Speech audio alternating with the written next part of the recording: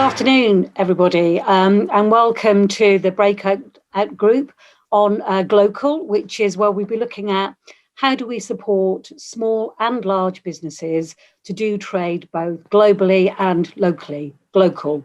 In a moment, I'm going to be kind of handing over for us to hear from our expert panel before we move into questions. But first, I just want to kind of briefly let people know who I am and why I'm here. So my name is Alison Webster. I'm the Chief Executive of Thames Valley Berkshire Local Enterprise Partnership. Now, you might be wondering what they are. They're LEPs. LEPs are kind of mandated by government to work in their sub-region, and in my case, it's Berkshire, that's what the name is, to really support growth and set a strategy for productivity and economic development. And really, I guess you're wondering why I'm here. This is a West London conference. So Berkshire is blessed really by proximity to both London and to Heathrow, which means that we're the second most productive part of the UK, second only to London. And that's in part driven by the kind of proximity, as I said, to London, but also to Heathrow, because that means that we've also got the second largest number after London, hey, there's a pattern here, isn't there, of foreign-owned companies within our region.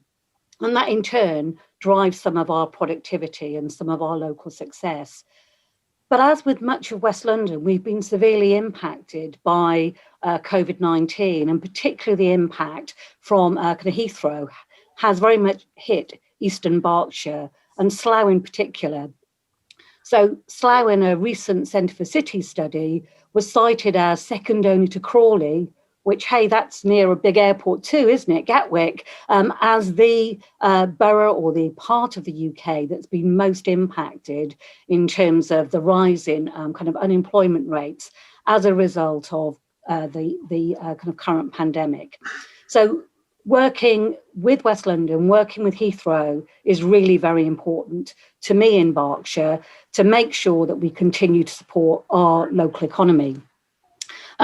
One of our panel members today should have been Jordan Cummins from the CBI, who's the head of their London policy.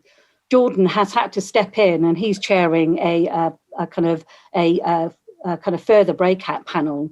But Jordan has asked me to share some of his key kind of messages. So if you could bear with me a moment, I'm just speaking for Jordan Cummins here in the CBI view. And so the points that Jordan wanted me to bring over is that we often think about COVID-19 bringing threats and lots of challenges, but he wanted to point out that it's really created opportunities too. This gives us the opportunity to really embrace change. He had been speaking earlier this week to people from the pollsters, kind of Ipsos Mori, and they confirmed that brand Britain is still very strong globally and it's still very much respected. We go into 2021 in January too, taking on the presidency of the G7. And later on in the year, in November, we're hosting COP26 in Glasgow. And also UK has its own independency on the World Trade Organization. So whilst Jordan would expect us to pick up on climate change and the threats of EU exit, and not just talk about the impact of the COVID-19 kind of pandemic, he wanted us to recognise that whether it's a skinny or a hard Brexit, which might really compound some of the challenges that we faced as part of kind of COVID-19, longer term, the economic outlook, as far as the CBI is concerned, is something we should be very optimistic about. What he wanted me to kind of say is that trade is the most powerful tool within the UK to generate growth and to drive trade, both locally and globally, is the kind of way out of the kind of pandemic and any further future threats. And he's told us to seize the moment and to go global. So thank you, Jordan, for kind of giving me those lines. But I do want to turn now to our panel. And first up, I've got Liz Flint. So Liz, would you like to introduce kind of yourself, please? And then I'll ask a question. Thank you, Alison. Good afternoon, everybody. It's a real pleasure to be here. So my name's Liz Flint. I'm the Chief Business and Innovation Officer at Brunel University London. I've spent my career working at the interface of business, universities and government, and my role at Brunel is to lead our engagement with external partners of all types. So thank you, Liz. So can you tell us what Brunel have been doing to really respond and support local businesses? And how do you encourage local innovation and ecosystems to kind of better help that international dialogue? Okay, thank you very much. So I think I'm going to, if I may, start with a little comment about innovation districts, which is that this has been, in some ways, a long time coming in West London. We did a science and innovation audit in the region in 2018, which recommended a world-leading research and innovation ecosystem focused on the needs of sustainable airport development and operation, anchored in the West London and Thames Valley area. So I think it's a really great opportunity. And for me, the most important thing with innovation districts is it's about cross-disciplinarity. It's about different types of organisations working together. And it's about creating novel solutions and products. It's all about collaboration. So I mention that because that means things like developing skills, upskilling, reskilling, and developing our young people. It means things like helping businesses to incubate and grow. It means things like industry, academic collaboration, and supply chains innovating together. So I mentioned that first because as Brunel, we've already initiated quite a lot of this type of activity. So we have various schemes in place. You don't need to worry about the names, although there are many of them. The messages, if you come and contact us, we will navigate you to whichever programme is the right one. But those programmes cover things like continuing professional development, apprenticeships, collaborative research opportunities, including finding funding to support them, student projects, networks, business webinars. So the real point I want to make there is that we already work with businesses large and small, local and global. And I think one of the unique things maybe that a university can bring to a region is the ability to bring partners together, to convene supply chains, to innovate together. So if I may, if I've got a minute left, just give you a couple of examples of things like that we've done. So we had a collaboration with the Global Supply Network division of Caterpillar, for example, and they were interested in business questions like what should we make or buy? Where should we get it from? How many? How should it be transported to minimise environmental impact and maximise profitability? Now, this was actually an artificial intelligence project and it was very successful. And the company said, today that research is embedded into our process and it's used by our teams globally. The result has been and continues to be financially material to the company. And the point there is that university research can sometimes seem remote from businesses, but it can make a real and tangible difference in a global supply ecosystem. The second one I'd like to mention, I talked about working with large and small companies. So by way of an example of that, we worked with a multinational called Smiths Detection, an SME called Iconal, and we worked on high-speed scanning for detecting electronic devices that had been tampered with. So this was a systems engineering type of project. Obvious applications for airports, infrastructure, stadiums, ports, and Heathrow were part of the evaluation team. The work has proved faster and more accurate than existing technology and processes, and it's being commercialised now. And the point there is that it was bringing together an SME, a multinational and an end user business to work together. And just finally, I'll mention a third project. So this is around the ports of the future. So talking about maritime now, but an international collaboration between research organisations across the EU, ports, industry and educational partners, focusing on smart, green and interconnected future solutions for ports. And of course, as we all know, there is absolutely no reason why we can't all come together and do the same in aviation. Thank you. Okay, thank you, Liz. That was really fascinating. And we are going to now move on to hear the voice of some of the businesses. Just a quick reminder, though, we do have the chat function. There will be time at the end when you can ask questions. So please start using the chat and we can pick those up. But I'm going to turn now to one of our business voices, and that's over to Antony. So if you'd like to introduce yourself, Antony. Yeah, thanks, Alison. Good afternoon, everyone. I'm Antony Marke. I'm the Group Managing Director for the industry group of ABM's aviation sector. And I'm responsible for the UK, Ireland, and the Middle East, where we operate a number of services.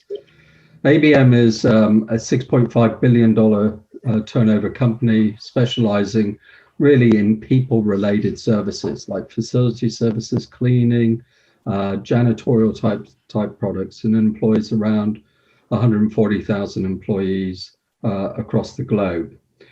In my division, we specialize in aviation products. That's around passenger-related services like passengers that require support, VIP services. We do some logistical work, transportation. We also have a number of brand ambassadors supporting the World Duty Free shops like Do Free and a number of the brands. Great. So can you tell us how your business has been impacted and kind of what your response has been? And I think most particularly what your thoughts are for the future, thinking about Jordan asking us to be optimistic.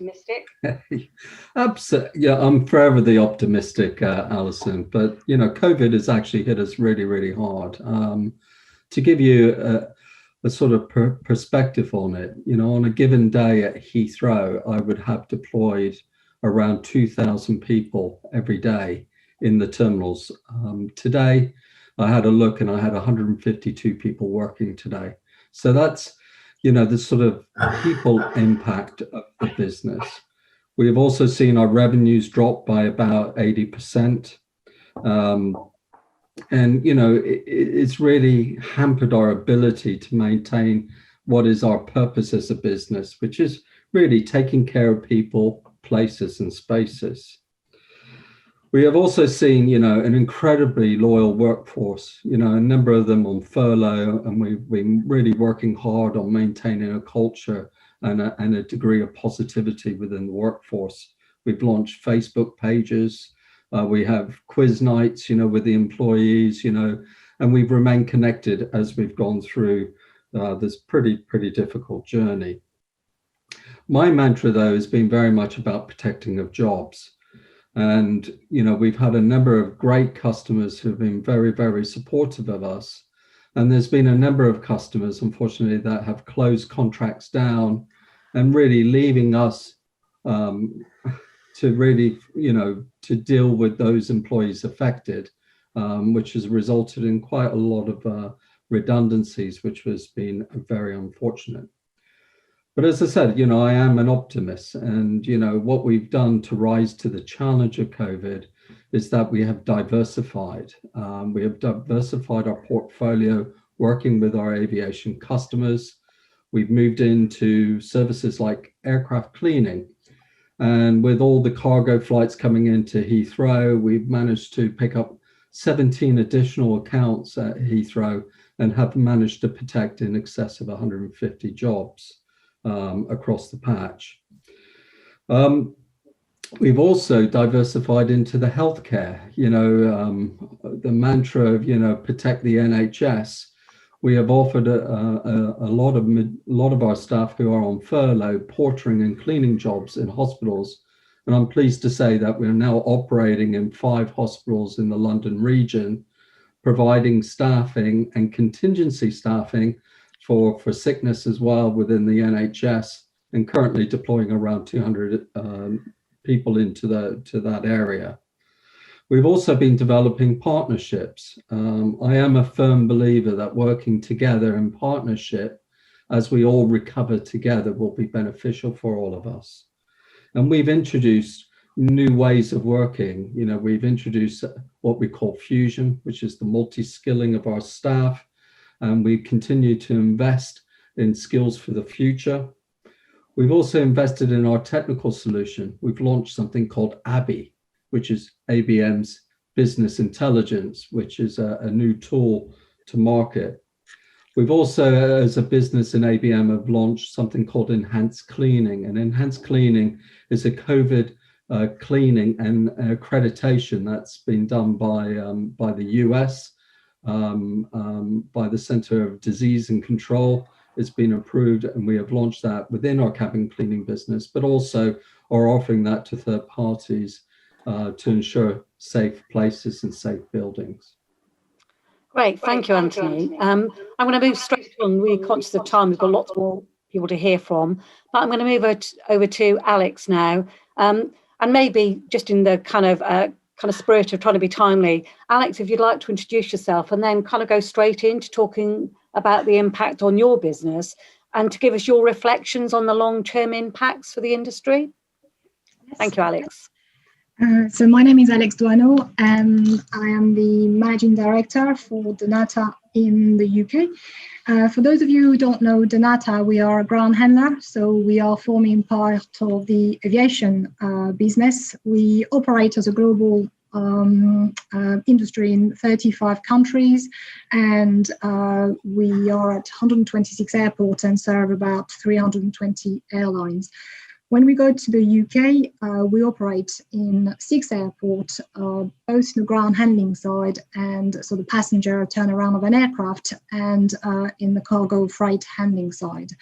Very likewise, very much like what Antony just said, we've been hit really hard by obviously the impact of COVID. Our business has seen about a reduction of 30 to 40% in freight since March, and actually when we go to passenger, it's more like 70% down. I've been working at DNATA for 8 years, and it's going to be the first time that the company makes a loss this year in the UK. Our workforce has reduced by about 20%, unfortunately, at the end of October. Obviously, we've got a number of people on furlough. And I think, we've just had to, look at everything and just be flexible, agile, and see how we can work differently. We've had to consolidate. We've got 7 warehouses at Heathrow. We're all booming pre-COVID, and all of a sudden had no cargo in them. So we've had to consolidate, and by the time we closed just about from 7 to 3, we had to reopen everything because unfortunately one day doesn't make the next today. There's no such thing like a schedule, and I'm sure Conor will tell us that. What's on paper and what actually happens is very different. So we've also got to look at this. I've actually suspended operation at Gatwick twice since March, suspended, reopening, and suspended again. We've had to renegotiate union agreements, to enable to be more flexible, which I have to say we've successfully done. We're very much in what I call the tumble dryer, and trying to see, trying to look at budget, for example, for next year is quite challenging. When I've been thinking of the changes in the industry, I think, a bit when you look at the airport, maybe it's going to be like the high street. Things have got to change. We can't really operate maybe the way we used to operate.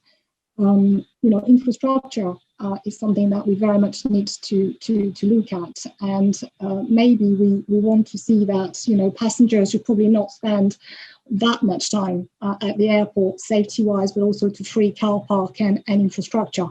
Pre-COVID, there was not enough space, and the third one-way implication and expansion. So it's something that what else can we offer? Maybe to allow for passengers not to spend that much time at the airport. Could we pick up, the luggages the night before? Anything to do with checking, for example, as well.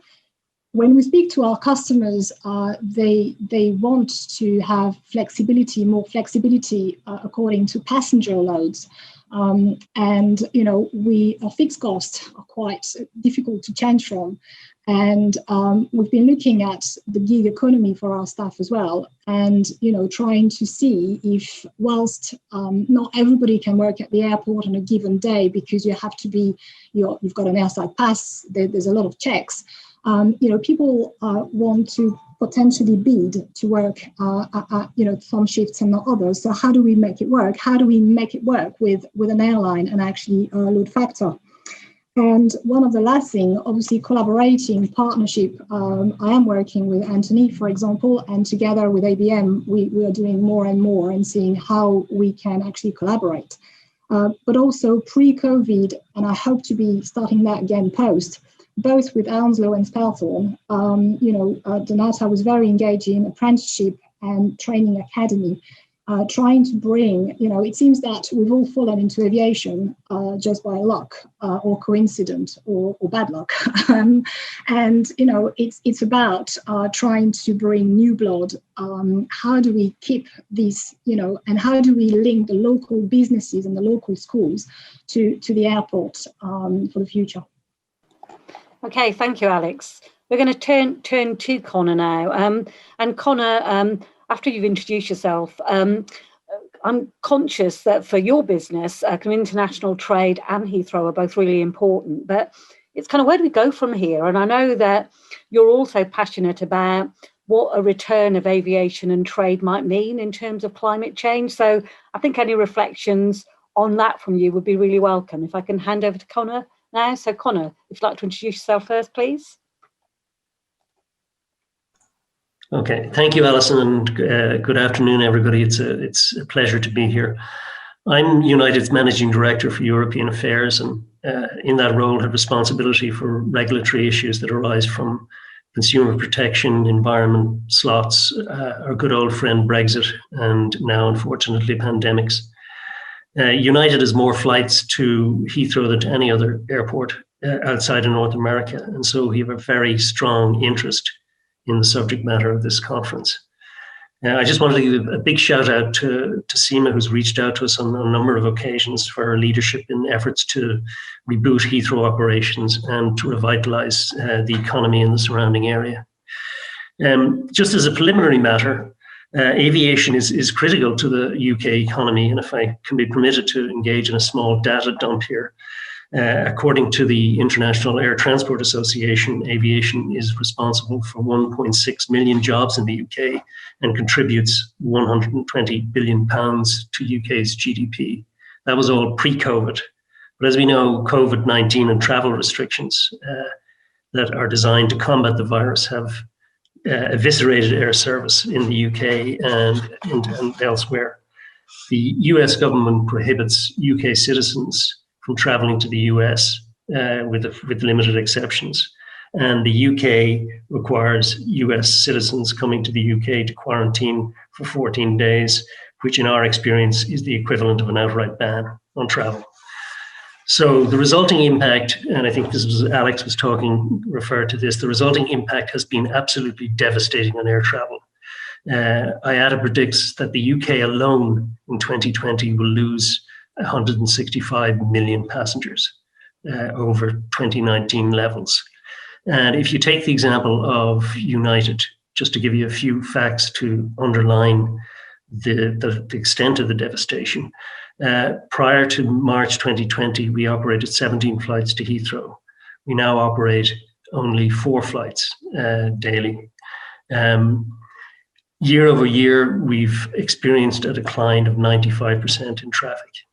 In other words, this time last year, this month, we're transporting 5% of the passengers that we were carrying the same month last year. And I'm sure this is just an example of United, that I'm certain that all airlines are looking at the same bleak data and figures. But enough of the doom and gloom, because Alison, you immediately said that we should be a little bit optimistic, and so why not be optimistic? And I see that there are two ways in which we can safely open up the borders. And one of them is testing. And United and the industry have been very vocal in arguing and advocating to governments that pre-departure testing is a safe replacement for quarantine. And United has had a leadership role here. We've had pilots, or we've had actually testing on flights from San Francisco to Hawaii, and also from the beginning of this week, we began a pilot project on certain flights from Newark to Heathrow, and the results have been encouraging. In Hawaii's case, a negative pre-departure test will relieve the passenger of the requirement of quarantining for 14 days. So the state of Hawaii agrees that pre-departure is as safe as quarantine. And in that case, we've seen a 36% increase in demand. On the preliminary data is even more encouraging. on the Newark Heathrow. Because in Newark Heathrow, remember, the passengers are getting a pre-departure test. If they test negative, they can board, but they're not getting any break from the quarantine. So we've seen an increase on these flights of 45% in demand. So that leads us to believe, I think, logically, that people are more willing to fly if they know that everybody on the flight has tested negatively. And we're building up a book of evidence with all this testing data, and in collaboration with other airlines who are doing their own testing projects, to convince governments that pre-departure testing is a safe alternative. The second bright light is the vaccine. And we, along with all industry sectors, welcome the news that we expect next month for 2 vaccines to be approved, and that others are in the pipeline. But I think we have to be very cautious. We've heard it now from at least one government, that it may introduce a requirement that somebody be vaccinated in order to enter their country. And in our view, it's going to take time. I've heard that it's going to be 12 to 24 months before this can be mass produced and distributed globally. So testing regimes have to coexist with vaccines until at least such time as the vaccine is so widespread as to make testing redundant. Alison, the people are itchy to fly again. They're dying, as we were talking about just before the call, to meet, to have a business-to-business, face-to-face meeting, to go to the West End for a play or Broadway for a play, to fly to Dublin for a decent pint of Guinness.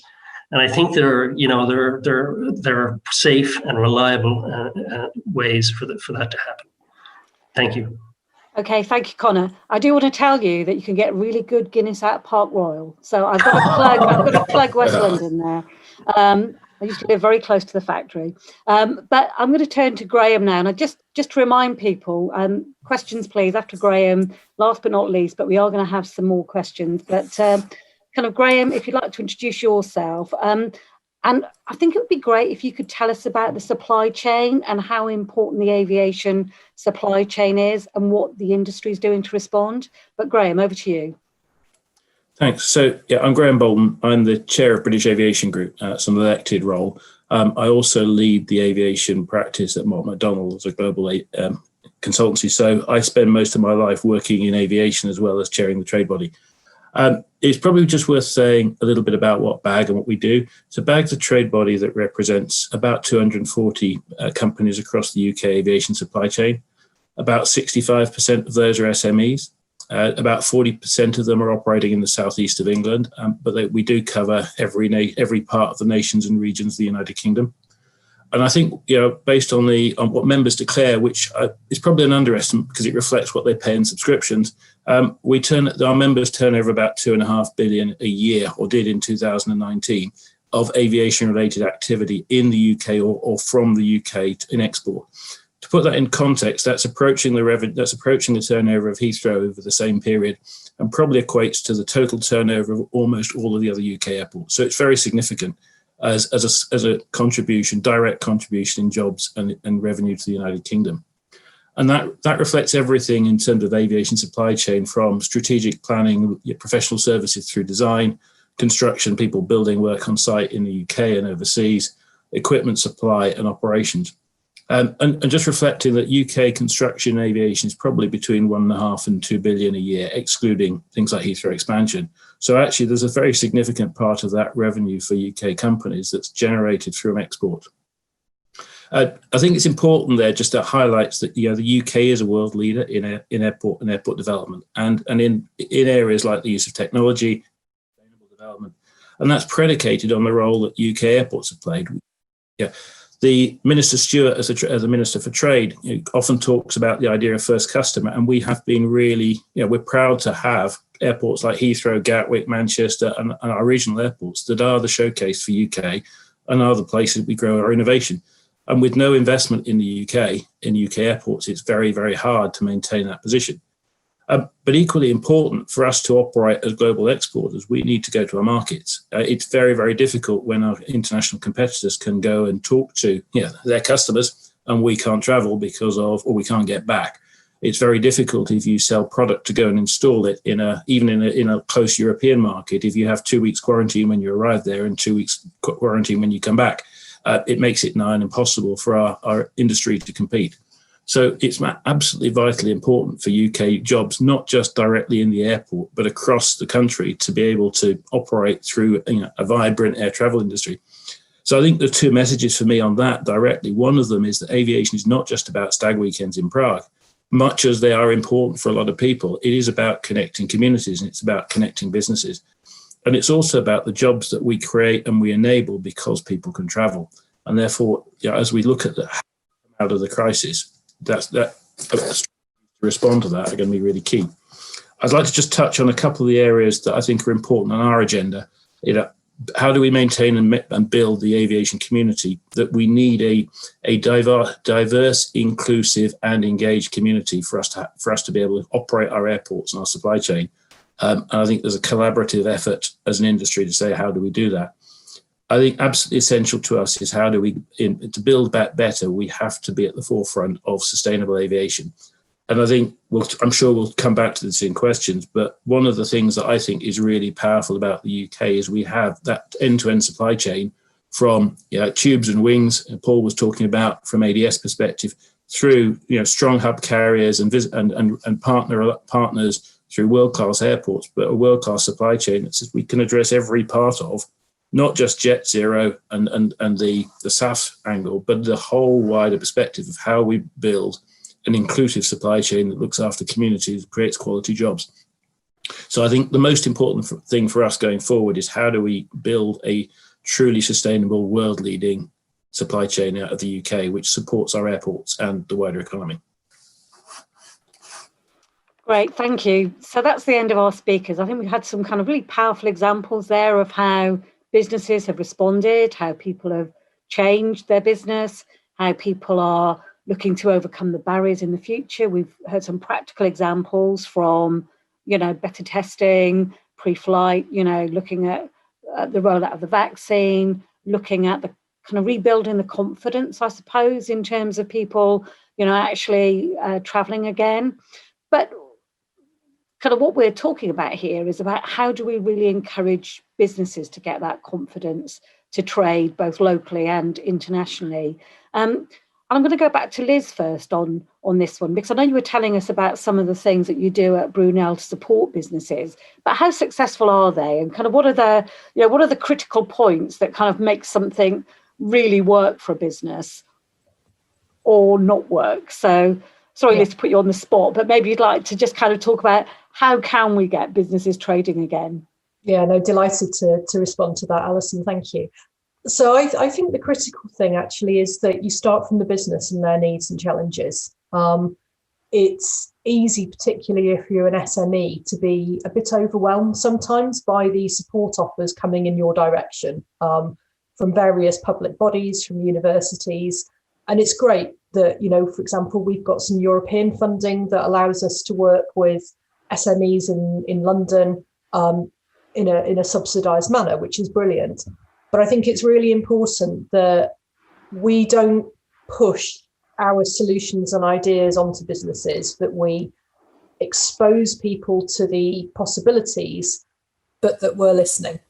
So where I've seen it work really well is where, for example, you understand the needs of a bunch of different SMEs who maybe have potential solutions in the same area but don't compete directly, bring them together with a bigger company further up the supply chain and find that pre-competitive project that everybody can work on together and be open about. And then at the end of the project, then things get taken forward in confidence in a more commercial manner. So I've seen things like that work really well.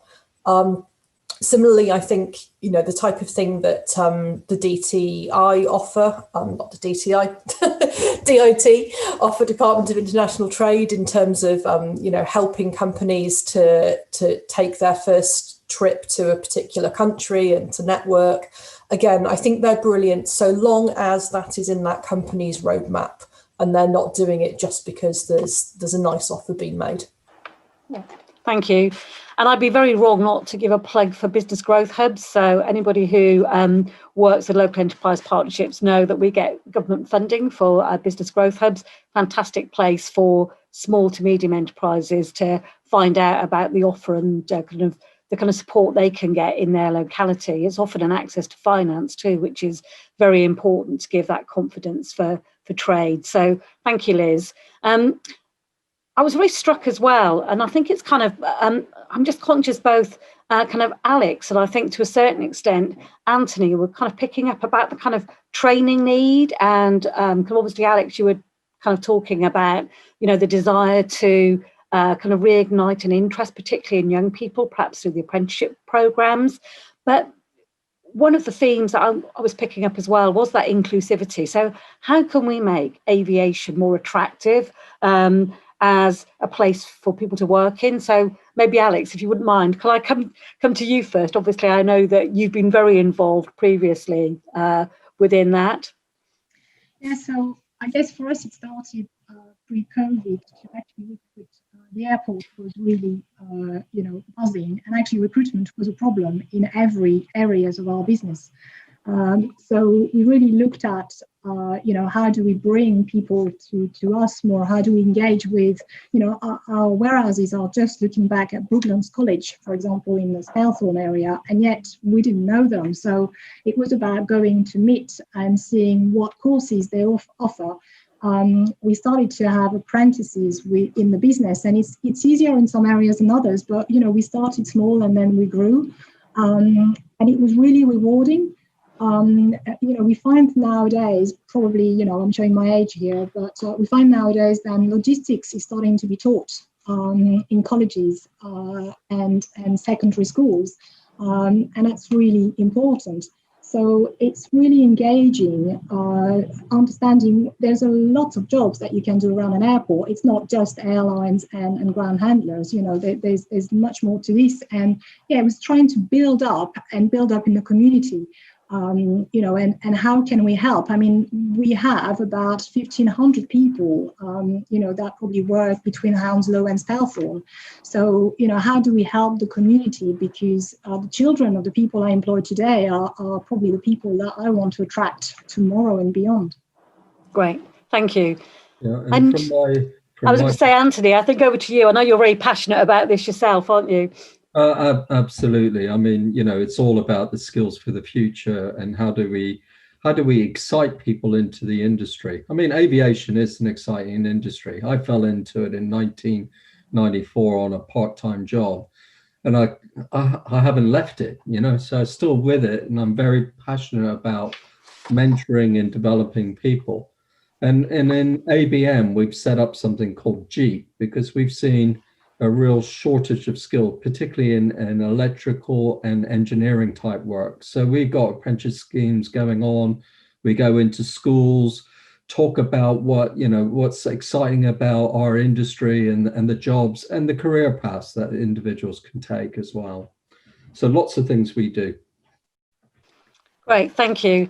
And I want to come back to that green question. I know that's kind of come up a few times. I do know that there's a green breakout group, but I think part of that rebuilding the confidence, part of kind of getting people to think about trading again, either locally or internationally, is starting to be responsible, that building back better. We've heard a lot about that.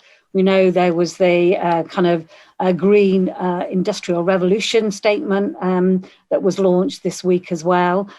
So I think, Graham, I'll come to you and then I'll come to Conor, if that's okay. But Graham, I know you've got some thoughts on that. So can I ask you to reflect, please? Yeah. So I think, as I think it may have been John saying earlier, that the biggest issue, it's Matt Gorman. The biggest part of carbon in the aviation sector is actually in the air. And there's a massive amount of focus in the industry. I mean, the Jet Zero Council, Sustainable Aviation, and the work that the airlines are doing and the airports are doing around things like sustainable aviation fuel, which is a massive drive. I think what's important is that we look at the wider sustainability agenda as well around the airport and the airport infrastructure. Alongside carbon, we need to think about the other environmental impacts on local communities. So things like the particulates, things like air quality around the airport, things like aircraft noise. Quite a lot of the work we'll do around SAFs will actually help that, because it addresses ultrafine particulates and noise as well, because we end up with cleaner, or working with cleaner engines. But there's work we can do in surface access strategy. So we look at increased use of low carbon vehicles, look at modal shift onto public transport, look at encouraging, supporting electric vehicles on both within the airport perimeter. And I'm sure that's something that we will be doing more and more on. Say, how can we decarbonize the operation in the airport? How do we make the buildings more efficient so we don't rely on carbon-based fuel sources, but we can use renewables, whether it's ground source heat pumps or whether it's renewables from other sources. So I think there's a massive amount we can do to say the airport and the surrounding community can make the best use of environmental solutions. But it's also going to be how we use technology. So we start talking about things like digital twins, and how we can use the digital technology to help us manage the operation better, which means we'll use less energy, we'll make best use of the available assets, able to support the whole operation from airspace through to ground operations, through to terminal, through to the passenger's journey, to say we are the very best we can be all the way through that journey. And that will, apart from the environmental benefit, I think it will help improve passenger service and help make people happier to fly. I think the key thing we want to do is say the UK is seen as the leader in that, so that we can do it to benefit our local communities, but also then from those local communities export the skills to the rest of the world. Great, thank you, Graham. I'm conscious we don't have very long left, but Conor, I'd love to hear from you. Obviously, we've got a new president and kind of coming in January, and back in the Paris Accord, obviously speaking for a kind of US headquartered company. What's your view on climate change and the aviation industry? Oh, sorry, Conor, you've done what I'm always doing it. Michael. I was the only one caught out in the end. But I'm like Anthony in the sense that I joined the aviation industry in the last century, and it's so addictive that it's impossible to leave. And when I joined the aviation industry in the last century, nobody was talking about climate change. It was only when initiatives were undertaken, such as the European Emissions Trading Scheme, which the UK is a part, that people began to become conscious. And the industry has made commitments, through the CORSIA, the Carbon Offsetting Reduction Scheme for International Aviation, to carbon neutral growth. But I do think that we can do more, particularly in the area of sustainable aviation fuels.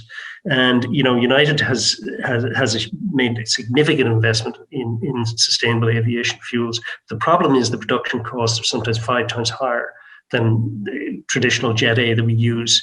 And so as a result, even though we've spoken an awful lot about sustainable aviation fuels and how they're going to be the great white knight that's going to come in and going to save the environmental record of the industry, only approximately 0.01% of aviation fuel is actually sustainable aviation fuel today. So what we need to do is we need to create an incentive scheme and have credits. There's incentive and credit schemes in California that have really worked in increasing the productivity and the production and uptake of sustainable aviation fuels. And to go to the point that Alison, you were drawing me into the domestic political arena there. The good news is that both the UK and the US government and the incoming US administration are committed to providing incentives for sustainable aviation production. I think you've seen in the 10-point climate plan that the UK government published earlier in the week, there's talk about financial support for sustainable aviation development. And by the same token, President-elect Biden's legislative agenda for year one identifies sustainable aviation fuel production as a priority.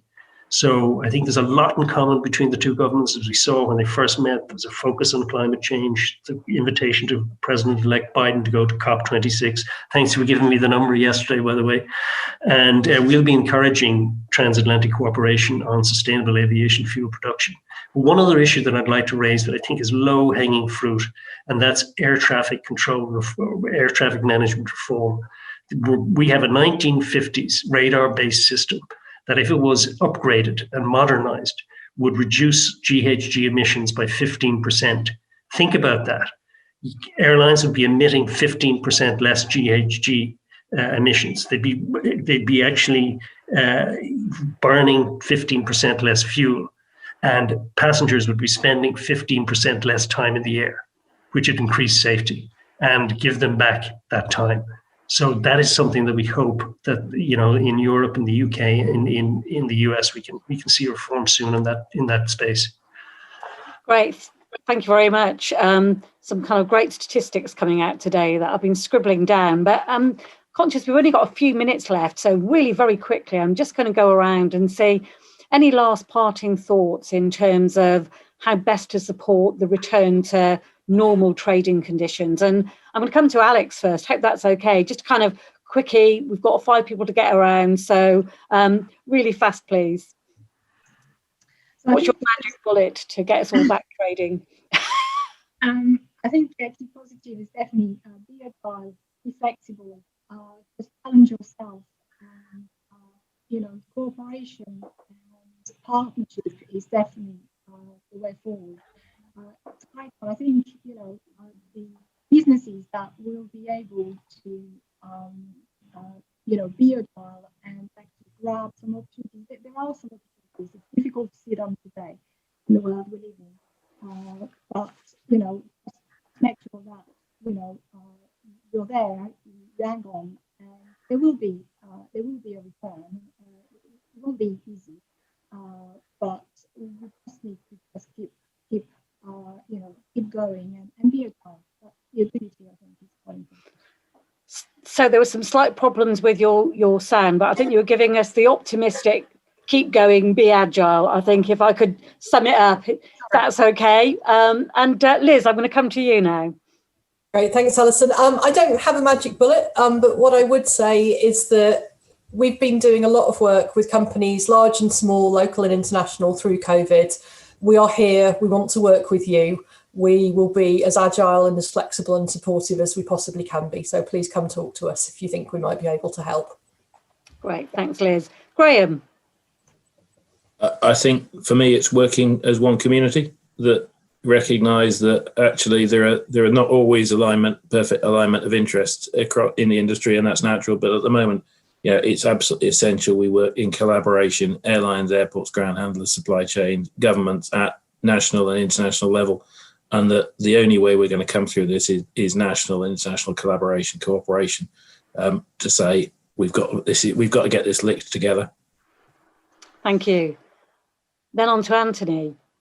Yeah, I must say I've been very inspired by everyone, and for me it's teamwork. You mentioned collaboration, but it's about how can we all work together to drive those efficiencies, to drive the customer confidence into it, and we all have a part to play in that. So very excited about the future, despite the pandemic. I know that we'll get through it. Great, thank you. And Conor. I'd agree with all the sentiments expressed. I think there has been great collaboration, which I think has been unprecedented in the many years I've been in the industry, between various players in airlines and airports. There's also been fantastic innovation in the sense of, who would have expected a vaccine in such record time to be produced, and also people coming up with creative ways of making flying safe and ensuring that crew members and passengers are safe. And also there's been an emphasis on, and I'm trying to get my mind around why this is, and maybe it's because we have more time to reflect and be self-reflective on the idea of inclusiveness that people have talked about within companies involved in aviation. Great, thank you very much, and thank you all for having such an interesting panel. I really enjoyed meeting all of you and hearing your thoughts. I hope all of the kind of audience have too. We've got the link from Amy in the chat, so just click on that in a moment to go back to the main conference. Thank you all for kind of joining us today. And I think I can go back to Jordan and say that we were very optimistic. I think there were some very powerful thoughts here about how through collaboration, I think there's something about never waste a good crisis. And I think we're hearing today that we're all going to really survive through this. So thank you very much, everyone. And please click the link now to rejoin the main conference. Bye, everyone.